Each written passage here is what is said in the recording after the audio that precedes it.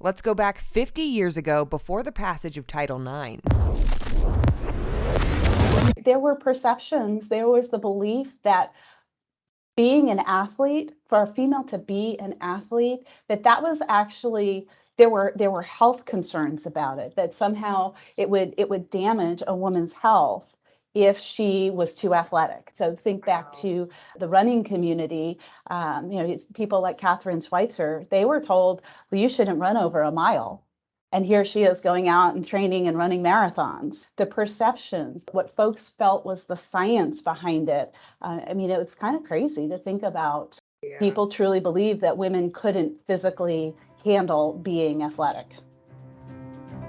Thanks for joining us for another episode of the Block Talk podcast. Today we're discussing the impact of Title IX passing 50 years ago and taking a moment to recognize the impact it made in female sports. Joining us today is the new director of Win for KC, Ruth Feldblum, who will share a bit about her organization and how H&R Block is partnering together with her to support equity in female sports. So A Fair Shot and Win for KC are both impacting and amplifying the lifelong benefits that come from sports participation. It's been exactly 50 years since Title IX was enacted, and while the gender gap in sports has improved, the disparity is really quite prevalent.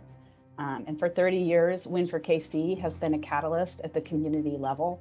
We're using our female-focused events, our leadership training, our recognition programs as intentional tools so that we can help empower girls and women through sports. Now, H&R Block is a catalyst for gender equity at the intercollegiate sports level with the A Fair Shot program. So just some context, the college sports are now allowing student athletes to profit from their names, their images, and their likenesses. We talk about that in terms of the NIL. And the challenge is that as NIL grows, is that we need to make sure that we're ensuring female and male athletes are benefiting from that. And Title IX has been seeking to create equity. NIL has the potential to actually have the opposite effect. So we've got to really be intentional to ensure that gender equity stays at the forefront as NIL programs develop. I think the most interesting thing to me is, it was only 50 years ago. You clearly are very passionate about this topic. Is there a personal reason why you're so passionate? Other than your job? Well, absolutely. It's my job because I'm passionate. And that really comes from my own personal experience growing up and being an athlete myself.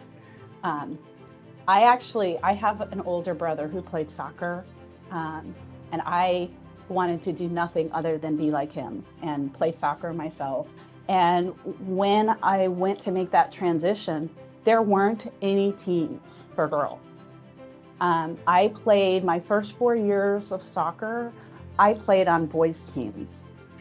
Right up through till I was 16. And then I went into college. I actually ran track in college. And now at this point, we're 15 years after the passage of Title IX.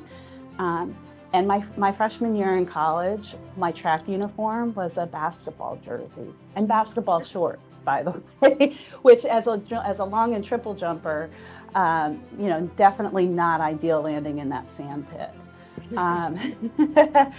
But, we look at today, as we said, we're 50 years since Title IX was passed. We understand the benefits of sports for everyone, but specifically for girls and women. Access is definitely more normalized. That tomboy stigma is fading. But there's still a lot of gaps to bridge, whether it's resources for scholarships, coaching salaries, media access, all of these things, it's still not equal. And I'll share with you one article that I read recently that was a little disheartening. Girls wrestling was added as a state high school program and as a championship. And the girls who won their state high school wrestling championship titles did not get medals when their the male counterparts who won their championship, their weight classes, they got medals. And you think, okay, well, it's just a medal. It's not a big deal. The problem is that what is the message that sends? It basically tells our girls that they're not worth as much, that their accomplishment is somehow less than. And we've absolutely got to break those social norms. It's not acceptable.